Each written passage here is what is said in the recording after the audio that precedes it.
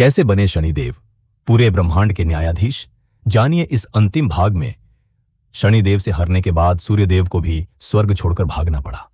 फिर सभी देवता अपने बचे खुची शक्तियों का इस्तेमाल कर किसी भी प्रकार पृथ्वी में स्थित कैलाश पहुंचे और महादेव के सम्मुख सारी बात बताकर रो पड़े। जिसके बाद महादेव ने तो सबसे पहले सभी देवताओं को उनके करतूतों के लिए फटकार लगाई और फिर स्वर्ग समेत देवताओं की शक्तियों को वापस दिलाने का भी भरोसा दिलाया। फिर महादेव ने अपने कुछ शिवगणों की टुकड़ियों को देवताओं के साथ स्वर्गलोक रवाना किया।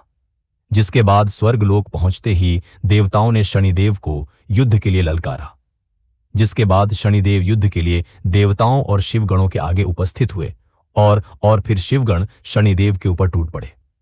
जिसके बाद शनिदेव अपनी शक्ति का प्रयोग करके उन्होंने सबसे पहले तो शिवगणों को शक्तिहीन और सुस्त बना दिया, जिससे कि वे जमीन पर गिर पड़े। फिर शनिदेव ने अपने कुदृष्टि से इंद्रदेव और सूर्यदेव को वहीं मूर्छित कर दिया और यह देख बाकी देवता स्वर्गलोक से अंतर्धान हो गए। फिर शनिदेव ने इंद्रदेव से देवराज का राज मुकुट छीनकर अपने पास रख लिया और फिर इंद्रदेव समेत सूर्यदेव को स्वर्ग में ही अपना बंदी बनाकर बंदी गृह में डाल दिया। और यहां अग्निदेव और वरुण देव समेत बाकी देवता स्वर्गलोक से दोबारा से भागते हुए कैलाश महादेव के पास आ पहुंचे और महादेव को सारी बात बताते हुए उन्हें स्वयं स्वर्गलोक चलकर शनिदेव को समाप्त करने की विनती करने लगे।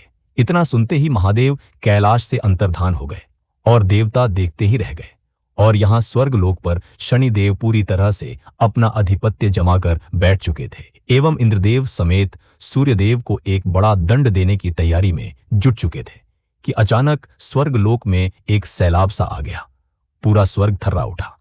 फिर आगमन हुआ देवों के देव महादेव का। जिसके बाद महादेव ने शनिदेव को यह सब रोकने का आदेश दिया, पर शनिदेव ने अपना सिर झुकाए हुए ही इनकार कर दिया। फिर महादेव ने शनिदेव को युद्ध करने को कहा। जिसके बाद शनिदेव अपने सम्मुख इतनी बड़ी शक्ति देख घबरा गए और जल्दबाजी कर बैठे। शनिदेव ने सीधा अपनी कुदृष्टि महादेव पर ही डाल दी। जिसके जवाब में महादेव ने अपने तीसरे नेत्र को शनिदेव की तरफ थोड़ी सी खोल दी, जिसके फलस्वरूप महादेव के तीसरे नेत्र से निकले। थोड़े से ही ऊर्जा से शनिदेव का शरीर बीच से फट गया और वह बुरी तरह से घायल हो गए। फिर वह काफी ज्यादा तेज झटके से पृथ्वी की तरफ गिरते चले गए। शनिदेव के मूर्छित होते ही देवताओं की शक्ति वापस आ गई और यहां महादेव के त्रिनेत्र से निकले। थोड़े से ही ऊर्जा में इतनी ताकत थी कि शनिदेव स्वर्ग से नीचे की तरफ गिरते हुए पृथ्वी काफी तीव्र गति से पहुंच गए और तमाम पेड़ पौधों को ध्वस्त करते हुए एक पीपल के पेड़ में जा अटके। शनिदेव पूरी तरह से अधमरा हो चुके थे। ऐसा लगता था जैसे कि वह अब नहीं रहे। पर कुछ देर बाद उन्हें होश आया और फिर उन्हें महादेव की शक्ति का एहसास हुआ। जिसके बाद शनिदेव महादेव से काफी ज्यादा प्रभावित हुए और उन्हें अपना गुरु मानते हुए पीपल के पेड़ में वैसे ही पड़े पड़े महादेव की तपस्या में लीन हो गए। शनिदेव में इतनी भी ताकत नहीं बची थी कि वह थोड़ा हिल भी सके। फिर काफी वर्षों तक पीपल के पेड़ में ऐसे ही पड़े पड़े घोर तपस्या करने के बाद महादेव शनिदेव से काफी प्रसन्न हुए और महादेव शनिदेव के क्षमता और साहस से तो पहले से ही काफी प्रभावित थे। इसीलिए उन्होंने शनिदेव को पीपल के पेड़ से अंतर्धान कर सीधे अंतरिक्ष में ला खड़ा कर दिया और पहले जैसे स्वस्थ भी बना दिया। साथ ही महादेव ने शनिदेव को एक दिव्य त्रिशूल भी भेंट किया। जिसके बाद महादेव ने शनिदेव को एक लोक भी भेंट किया, जिसको महादेव ने शनिलोक नाम दिया।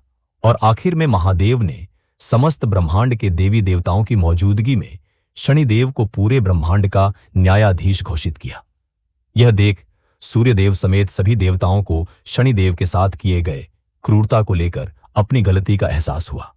फिर अपनी गलती का पश्चाताप करने के लिए सूर्यदेव पृथ्वी जाकर देवी छाया को सूर्यलोक वापस लेकर आए और खुशी खुशी रहने लगे।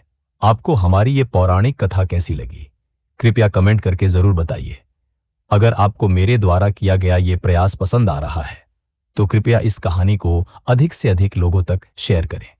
वीडियो को लाइक करें, चैनल को सब्सक्राइब करें और अपनी राय हमें कमेंट में जरूर बताएं।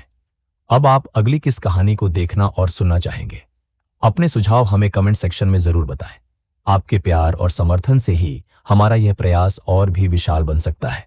कृपया चैनल को अधिक से अधिक लोगों तक पहुंचाने में हमारा साथ दें। धन्यवाद। जय शनिदेव।